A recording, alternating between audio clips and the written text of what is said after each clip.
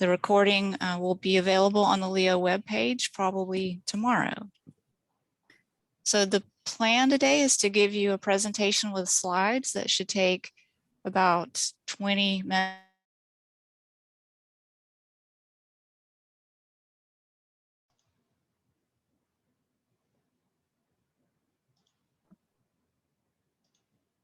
Amy, you're muted. Wow. Thank you. Sorry, when I muted everybody, it muted you too. We didn't discuss that problem. Okay, just hold off the muting for a moment. Sorry about that. That's okay. I was just sort of laying out how the presentation is going to go. So we'll go through slides, hopefully for about 20 minutes or so, and then do a web map demo about 10 minutes, and then hopefully have the rest of that time for your questions. But in the meantime, you're welcome to put your thoughts and questions into the chat box. And we have Leo team members who can try to help answer as we go.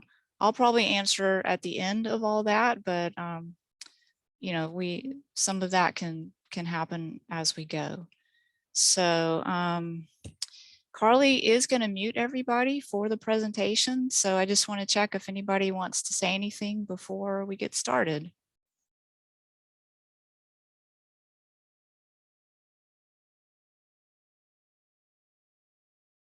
Okay. Then so this is something to unmute yourself then.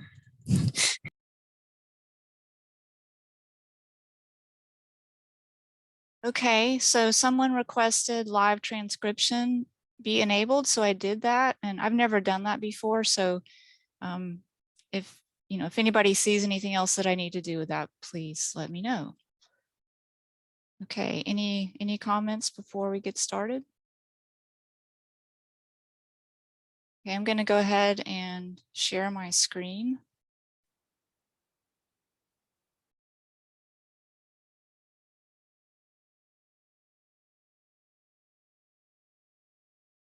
Hopefully everybody can see the first slide there. We can't see it yet, I don't think. At least I can't. And also I'll be monitoring the chat. So if anybody has any questions, feel free to put them into the chat and I can view that. So are people still not seeing the screen? It looks to be shared. I still can't see it. Other people in the chat are saying they can't see it either. Try that again.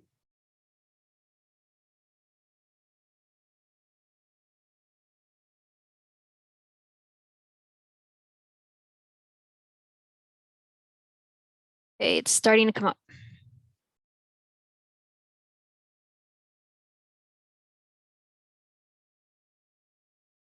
And now we can see your presentation. Okay, thank you. All right, thanks everybody for joining us today. We're going to be talking about the Southeast Longleaf Pine Ecosystem Occurrence Geodatabase, and it goes by Leo or Leo GDB for short, so we'll be using those acronyms a lot. And the reason we're doing this webinar today is because we have reached a major milestone with the project. So we just released the Leo GDB version 1.2, which corresponds to completion of the first phase of the Leo project, where we've now surveyed for Longleaf in essentially all of the LITs outside of Florida. So as more people now have access and are using these data, we thought this would be a good time to give an overview of the project. So FNA and the Longleaf Alliance are working together on this project, but America's Longleaf, the Longleaf Partnership Council, the LITs, and many other partners are helping us with this. So from contributing data to information, to doing outreach for us and reviewing products, there's just been a huge collaboration. And of course, one of our major partners is our funder, which is the NRCS Working Lands for Wildlife program and US Endowment. And we just want to send out a big thank you to everybody who has collaborated and made this work possible. The goal of LEO is to develop a spatial map database of longleaf occurrence and condition across the range. Another goal is to allow partners to use this data with a set of standard attributes so that data can be compared across the range. The database is also intended to provide decision support for conservation planning and tracking progress toward conservation and restoration goals. And we should be able to do this at multiple scales. So from the local level with LITs to more range-wide planning, like for the ALRI's range-wide conservation plan.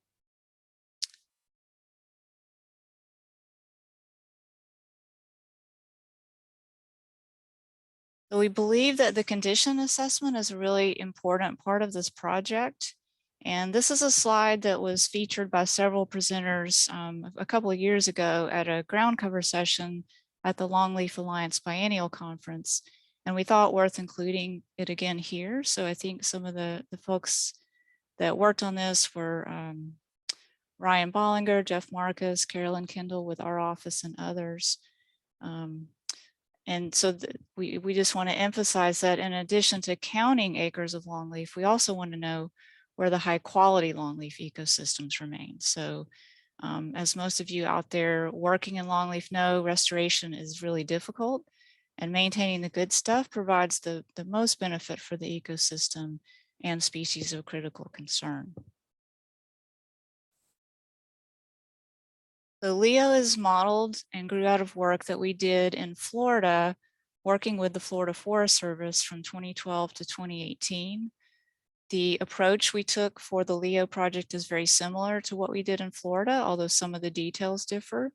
And we're now working to integrate the Florida data into the LEO project. The basic approach is to integrate existing partner data with new rapid assessment field data into a single map. And as we mentioned, FNA is working closely with the Longleaf Alliance to build the LEO database. FNA manages the database components essentially and help develop the main LEO framework. And the Longleaf Alliance coordinates the field survey side of the project, but we do collaborate in a lot of different ways in addition to that. The next set of slides is just a visual of these sort of two main buckets of data. And you'll see that Florida is blank. That's just because we're emphasizing the Southeast LEO portion of this project. So the green outlines here are the LATs. These are the areas where local implementation teams work to implement longleaf restoration. And the blue areas that are what we refer to as the existing partner data. And these are primarily public conservation lands, mostly federal and state lands. And we've been collecting these data sets across the range. So you'll see that some of those are occurring outside of the LATs. And we think that we've been really successful in collecting the most important data sets, but there definitely are still some gaps. And so this outreach is an ongoing part of the project, and we can always use help from partners in gathering additional data.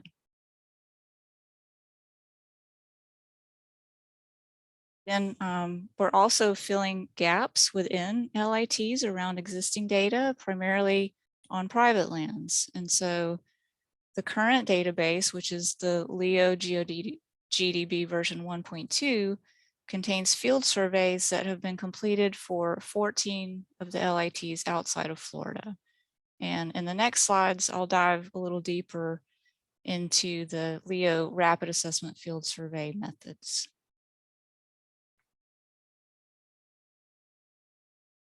So in the assessment design, we considered existing metrics and protocols like the America's Longleaf condition class metrics, Nature Surv's Southern Open Pine metrics, and then also those that we developed for the Florida Longleaf database.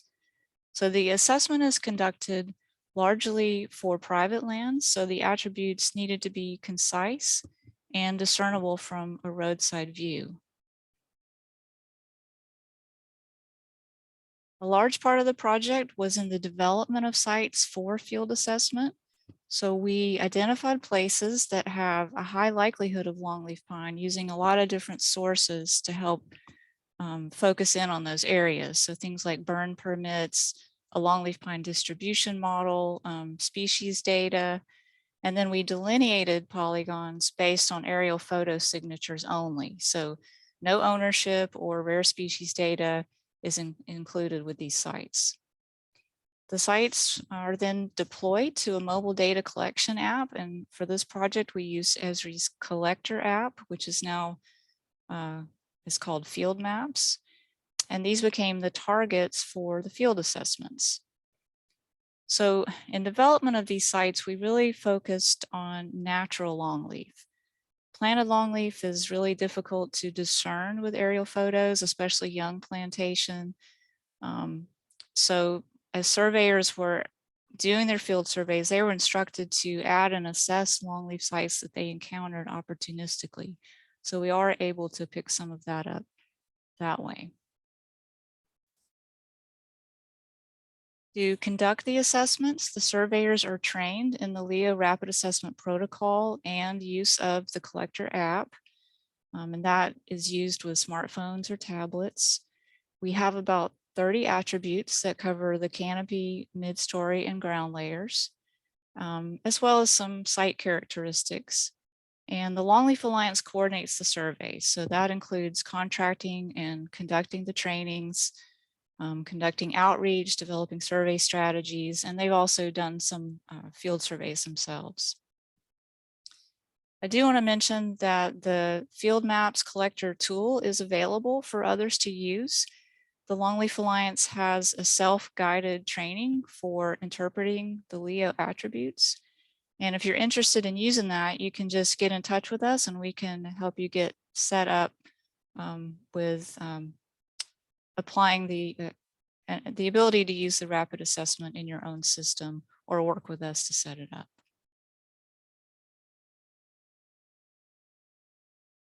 The integration of data from all those new field surveys with existing partner data was a challenge with attributes coming from so many different sources. So we developed a crosswalk system for displaying and summarizing the ecological data into these broad categories. And for the categories, we used the ALRI management categories that they defined as acres to maintain, improve, or restore. And we focused on the thresholds for maintenance and improvement conditions that were consistent with those developed by the LPC or Nature Surv's Southern Open Pine to the degree possible. So on this slide, you can see one example of the variation in the herbaceous cover class attribute and how that was crosswalked into categories for maintain and improve.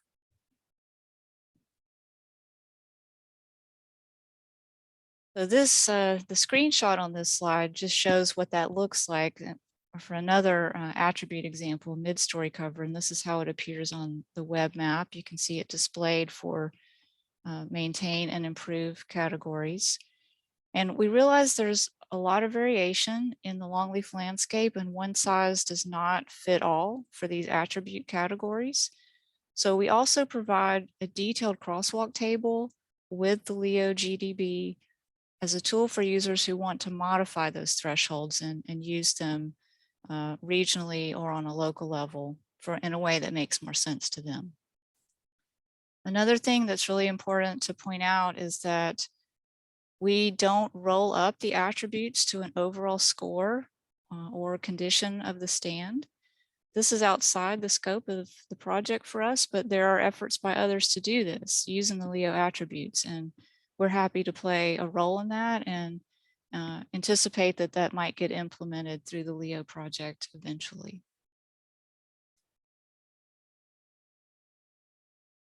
So this is a summary for the results of this first phase of the project. Currently, the database houses just over 2 million acres of longleaf outside of Florida. 79% of that is dominant or co-dominant, with 11% as occasional to rare. And a focus of this project is to actually capture sites where longleaf may not be dominant as potential sites for restoration. About 1.5 million acres are coming from partner data sets. As mentioned, this is mostly federal and state lands, but does include private conservation lands. Almost 500,000 acres are from the new rapid assessments that are primarily on private lands. And then we have another about 67,000 acres that are coming from what we consider sensitive data sets, or data where we can report acreage information, but we don't have the mapped data. A lot of the data that's encompassed in that 67,000 is from the South Carolina Sandhills LIT that conducted their own comprehensive field surveys before LEO was underway. And that was work that we didn't need to duplicate. So we're happy actually that we're able to include that acreage in the total here. So together with the Florida database, which has about 2.36 million acres, these databases together, we now have about 4.43 million acres of longleaf represented. So one of the main benefits of the project is the ability to prioritize and plan spatially, and this can be done at different scales. So for example, you can target and prioritize outreach and assistance to landowners. We had an example of this also in Florida, where the Florida Forest Service used the data to award cost share points. We also expect LEO to be used in decision support alongside other data sets, especially the Southeast Fire Map. So eventual access to both of these data types should be through the NRCS's Landscape Partnership Portal. So as for tracking progress, we expect the LEO database to be updated, especially as land managers are able to update and provide their own data to us. Meaning land managers who maybe don't have data now or who do regularly update their own data. But we also collect field data in a way that could be revisited at intervals. So an update schedule for that is still to be determined, but we're soon going to be looking at possibilities for doing that in Florida. So that will be a good test. So we do envision the database working alongside other tracking databases, again, like the Southeast Fire Map. Also, we know that remote sensing hasn't been great so far for distinguishing longleaf from other species, but that is improving, and it might be appropriate for assessing some aspects of ecological condition on a more frequent basis. So that's to be determined, but something that we're interested in exploring. So we already mentioned this, that we have a framework for data collection. So we're hoping now that these data are out there and people are looking at them, that partners might want to help contribute and expand the map and provide updates. And so if you're interested in using the data collection tools, again, please just get in touch with us. It's important that users understand the limitations of the LEO database. And the ones on this slide and others are spelled out in the LEO report. And we really encourage users to read the report to fully understand the methods that were used and the best uses of the data. So I'll just go through a few of these here, and I have them separated by LEO field surveys and partner data to make it a little more clear. So the focus of the LEO field surveys was on natural stands, as we mentioned. So we know that there are gaps in planted pine on private lands. Also, not all the sites were accessible during those field surveys. So about 28% of all the survey sites were not accessible by road. And so those sites remain in the LEO database within a current status of unknown. And it's possible that partners out there know something about those. It's also important to remember that the surveys represent a roadside view of stands, and so not all conditions are visible, or not necessarily visible, depending on the stand, of course. For partner data, our outreach efforts focused on public and private conservation lands. We do have some corporate partners in the database, but overall those are not very well represented, and the project could use help with outreach from partners who might have connections for those types of lands. We also know that there are conservation lands that support Longleaf, but that just don't have spatial data. So in a few of those cases, we're actually working to assist them with mapping those lands, but this does remain a gap that we hope can be filled over time.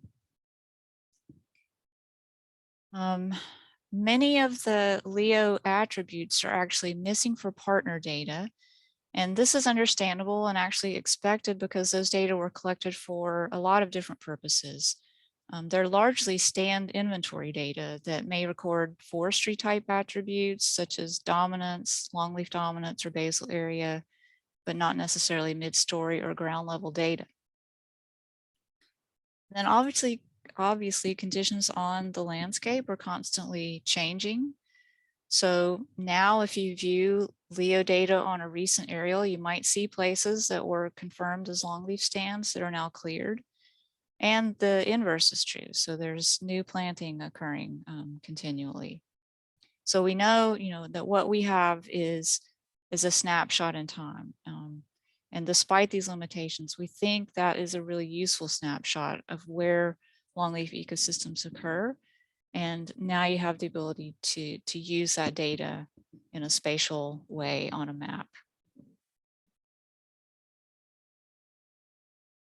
The LEO has what we think is a robust privacy policy.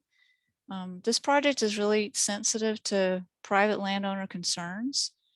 We don't store any private landowner information of any kind. And to be clear, we're only representing the resource in LEO. So even though data were collected largely from roadsides, we understand and want to be careful about perceptions of that.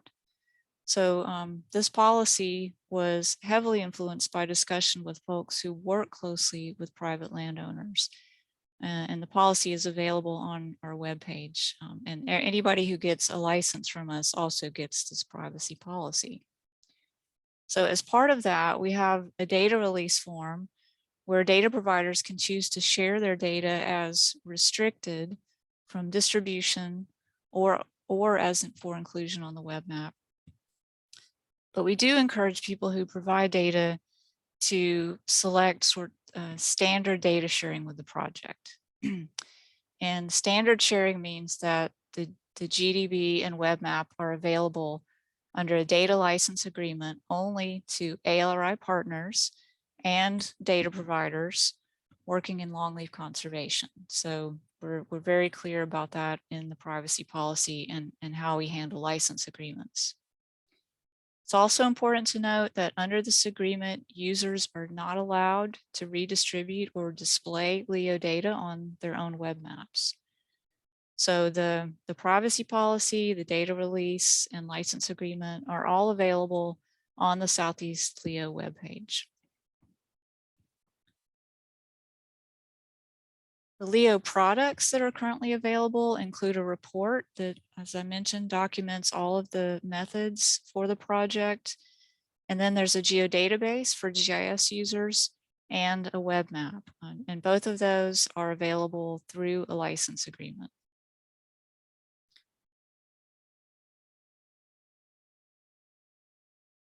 And then just to wind up the slides, I'll give a quick view of the timeline. Well, not necessarily a timeline, but of just where we're headed with the project next. So we are in the process of integrating Florida data into LEO now, and that will definitely be part of the next version of LEO Geodatabase this year, hopefully fairly soon. And then LEO phase 2 is also underway, where the focus is to fill gaps outside of the LITs in strategic areas. And those areas are somewhat still in the process of final determination, but that's what you see in the sort of orange color on the map. That's where field surveys will be starting sometime this spring, we think.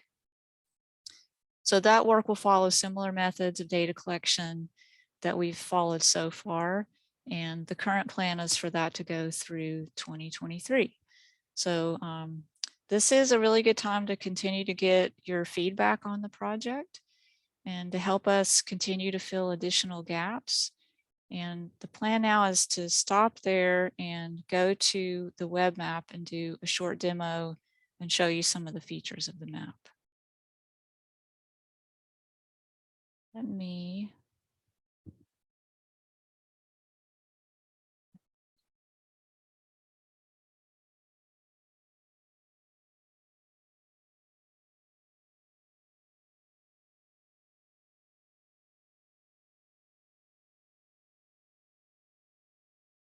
Okay. Hopefully everybody can see the map. And this is what, yep, okay, thank you. So this is what you see when you first open the web map. And I'm showing this on a fairly small screen, so things are kind of crowded. So it will look different for you depending on what size your screen is. So by default, what you see is a legend of the visible layers and also a layer list. And then there's a series of tools and buttons across the top, and then a few more over here in the upper left. There's a couple of things I want to point out that are really important. So there's a map help button that provides a more detailed PDF tutorial of how to use all the features in the map. So especially if you're not a GIS person, this would be a good place to start. There's also some quick tips here just directly under this drop down.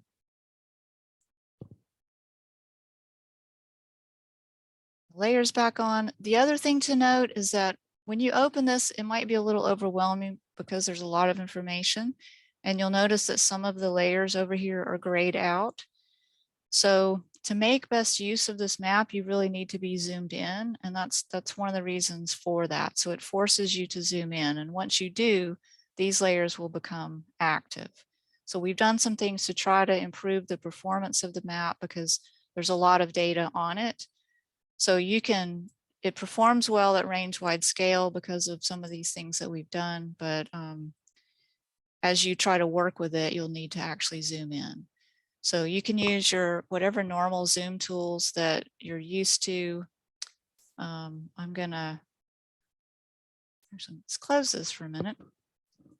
I'm gonna hold down the shift and draw a box around an area of Baldwin County here and zoom in and show you a few other things. Okay, so you saw that I was able to toggle the legend on and off, and it can really get in the way because it's kind of big. So I'm gonna turn that off again. But you have the ability to still see a legend for any of the layers that are turned on by clicking these little drop down arrows, and that will show you the legend for those layers. And one thing that may not be terribly obvious is if you click on a feature, you'll get a pop-up window that shows you all of the data that we have for that site. And if it says 1 of 2, that means there's additional information for another layer. So in this case, it's showing you which LAT that site is in. Okay, working with the layers, the layers are in sort of two sections here. So Longleaf base layers and then condition layers occur down here. And you'll notice now that all of the words are not grayed out anymore because we've zoomed in. And what you have with the Longleaf base layers is really just different views of the Longleaf occurrences. So here's a view of just this solid where Longleaf occurs. If you want to view just outlines, you can do that. We have Longleaf occurrence by owner type. And one of the things, and again, you can view a legend this way, where you can click the legend button. And one thing I'll mention is if you're turning layers on and off and they don't appear to be working, it's probably because you have something turned on that's obscuring it. So these layers draw in the order that you see them in this list, and they will draw on top of each other. So you may need to turn layers on and off in order to see what you're trying to see. So by owner type, and then we have a view that shows you where the data are coming from, whether it's LEO field assessments or from existing partner data. And we also show you where field assessments occurred and Longleaf was not observed, or where Longleaf was not accessible. So you can actually see where we weren't able to get access to those places. So let me just go back to this. The base layers also include some reference layers. So you can turn on and off the LAT boundaries, county, state boundaries, and so on. And then down here you have condition layers for the different attributes. So if we turn those on, again, if you don't see them, you'll probably need to go up and turn something off. So this is fire evidence, longleaf pine dominance. Again, you can view a legend this way. Okay, and one thing to mention, you do have control over transparency. So if you click these buttons out to the right here, you can change the transparency of that and see beneath it. Okay, so now we'll look at a few of the tools. Let's see. So one thing I want to show you here is if you're on a smaller screen, I'm going to do this. Not all of the tools might be visible. You might get a button like this and it may not be terribly obvious, but if you hover, it'll tell you what these buttons are for. And if it says more, if you click that, you'll see all of the additional tools that didn't make it across the top there. That big again. Okay, so we'll start over here. We looked at the legend. There's a bookmarks tool that allows you to save a specific extent that you're interested in. So I have a couple of extents here. I'm going to zoom to an area of Baldwin County that I've saved. There's a way to filter the data, and I'm going to turn the layers back on because this is important. The filter only works on layers that are visible, that you have turned on. You won't see the filter operating unless you have that particular layer on. So just a quick example here, I can, if I just want to see longleaf codominant or dominant, I can check that, turn on the filter, and it changes it for me. And then you can toggle that on and off. And you can do this. We have just 2 filters by default set up here, but you have the ability to customize this any way that you want to.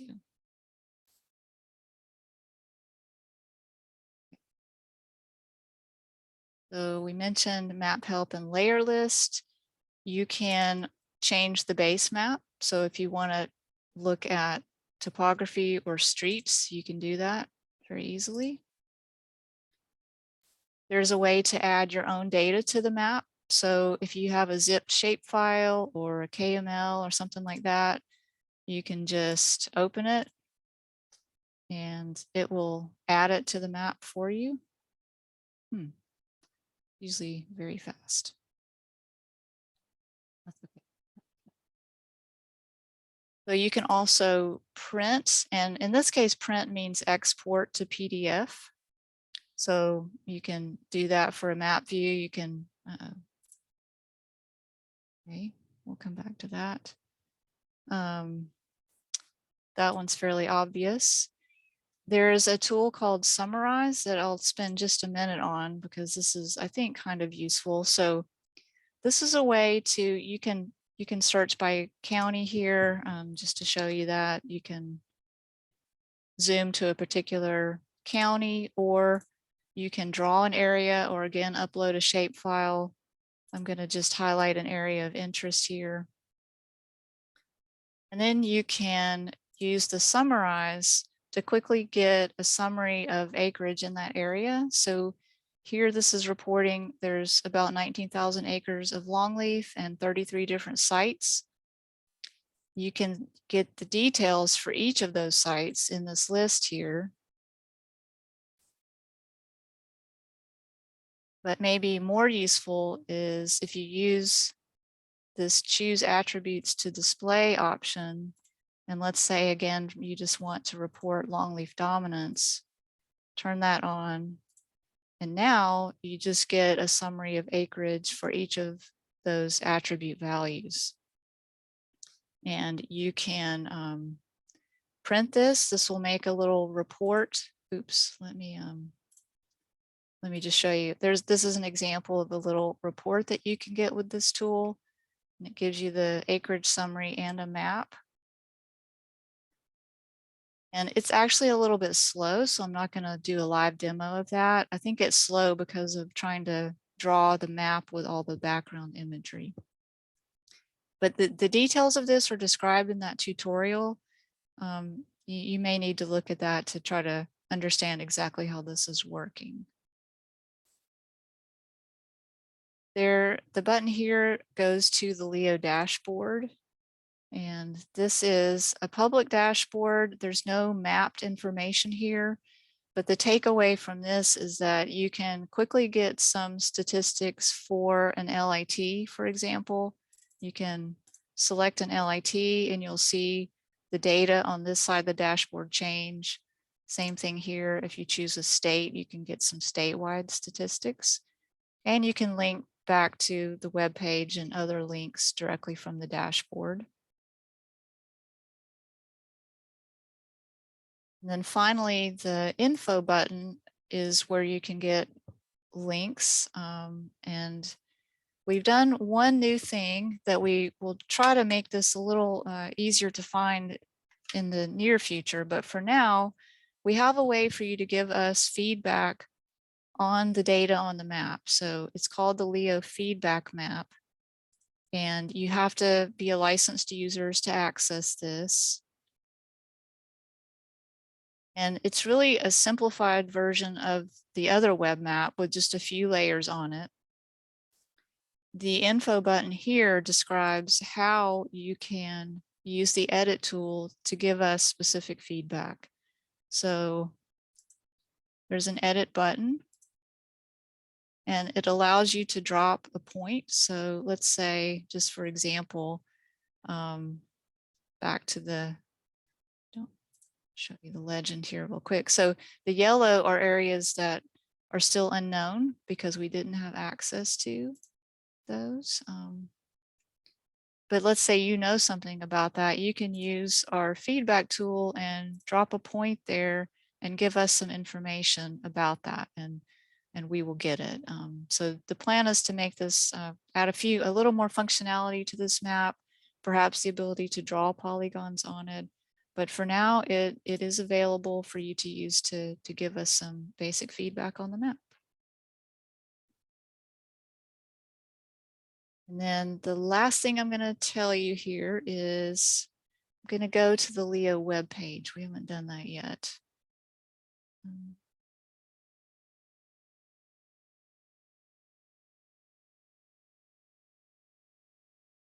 Oh, we have a bad link. Sorry about that. I'll just go to it this way. On the Leo webpage, you have links to the privacy policy, the license agreement, the report, and so on.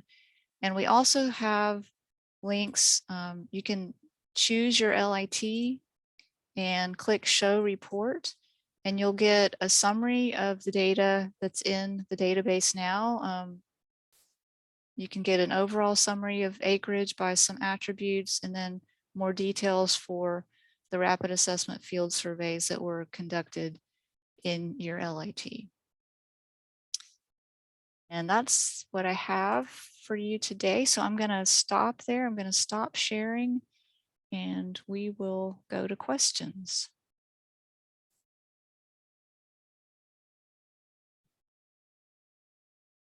Okay, so I wasn't able to see any of the chats, so I'll let Carly sort of handle if there's anything that we need to cover there.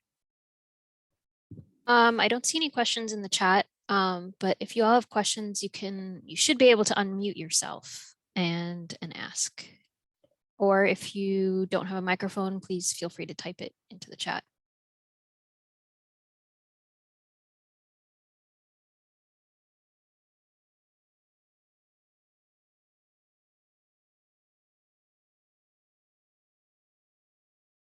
It was a really good presentation, and it was really fun for me to see all of this pulled together so well. Thank you. Thank you, Carolyn. I know a lot of people have actually seen a version of this presentation and been exposed to this, so I'm not too surprised. There's been a lot of questions, you know, for the last year and a half that hopefully have started to get answered.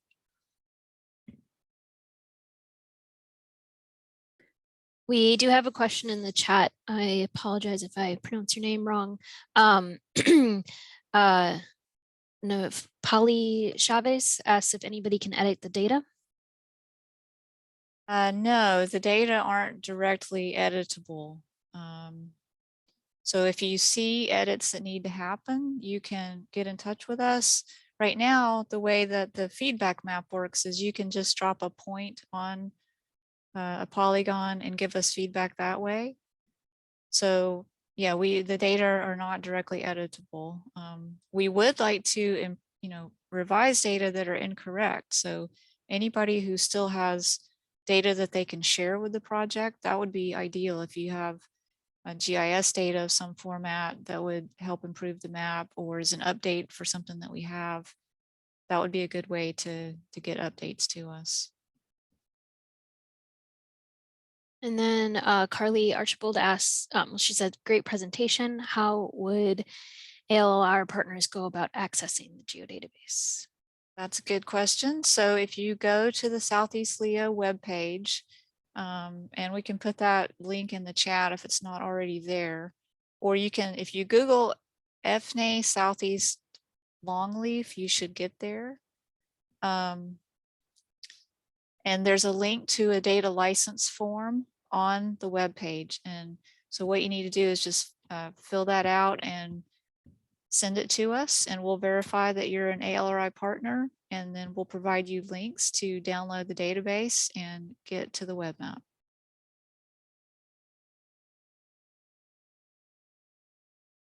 So Andy Mueller asks, is there potential for imputation of attributes to unsurveyed longleaf occurrences using Landsat, e.g. and the collected rapid assessment data as the model training data set? Let me process that one Yeah. for myself here. Exactly. Can you see the chat? Yeah. Oh, yes, there is potential for that. Yeah, I think, you know, we'd like to see that happen as remote sensing improves. We do think there's improved ability to at least monitor some condition attributes. Right, so far it's been difficult to, you know, identify even through modeling what's longleaf versus other species of pine. But that is something we certainly see the ability coming for. So there have been attempts to do this with Landsat and with NAPE imagery, as far as what you're describing there, that have been not, I mean, they're decent, but they're not great. So it's kind of like two different ways to come at the problem. Let's see, can any So the next, Gary Berger, thank you for your kind comment. And then Mike Oliver has a question. Okay. Please. Yeah. So the Carolina Sandhills and Carolyn Kendall, feel free to weigh in on this, but the Carolina Sandhills conducted their own very comprehensive field surveys. And that started before the LEO project was underway. So they have very detailed data, and we were able to get the acreage from that data, but we don't have those data represented on the map. Right now, they're considered sensitive data. So we have been talking to the folks in that LIT about that, but right now you won't see their detailed private lands data on the LEO map. Did that answer the question? Also, the National Wildlife Refuge there is in the LEO data set. So the public lands data are in. It's just the private land data that the LIT folks collected before Leo is not available to Leo right now to put on a map.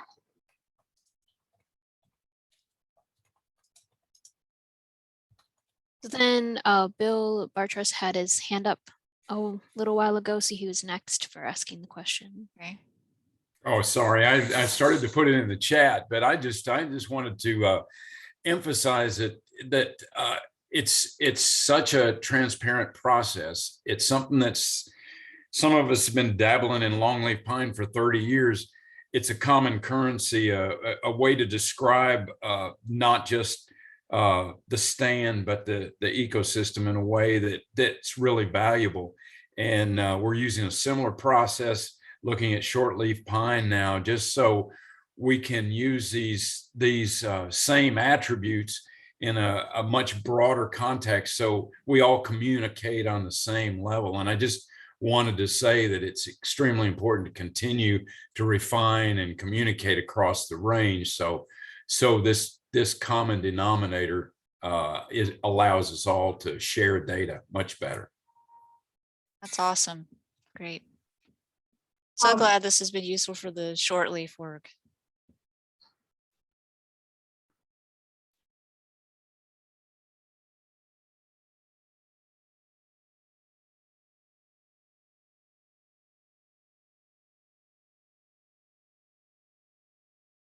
Anything else?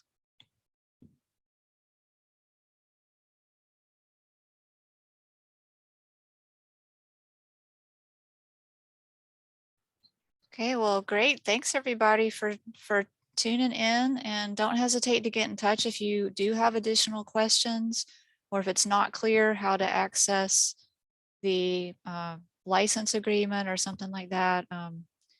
Feel free to get in touch. I think most of you have seen my email on various announcements about this, so we definitely welcome any comments and feedback on the project.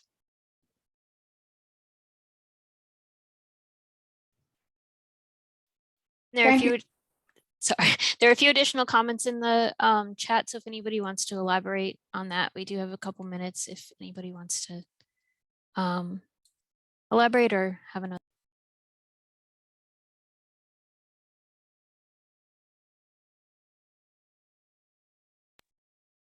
Or Carolyn, go ahead.